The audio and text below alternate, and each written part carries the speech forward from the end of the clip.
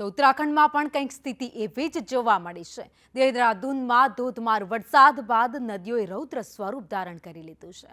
ટપકેશ્વર મહાદેવ પાસે તામસા નદી ઓવરફ્લો થઈ। તામસા નદીનું રૌદ્ર સ્વરૂપ જોવા મળ્યું। પાણીનો ભારે પ્રવાહ જોતા તંત્ર પણ એલર્ટ મોડમાં આવી ગયું છે।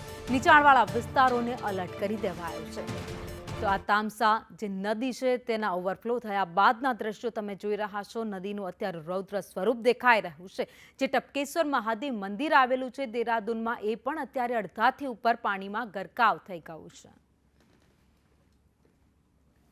તો ભારે વરસાદ બાદ ઉત્તર ભારતના રાજ્યો અત્યારે ભારે હાલાકીનો સામનો કરી રહ્યા છે।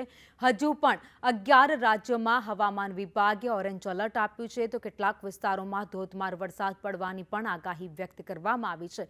ભારે વરસાદના કારણે જનજીવન પ્રભાવિત થયું છે।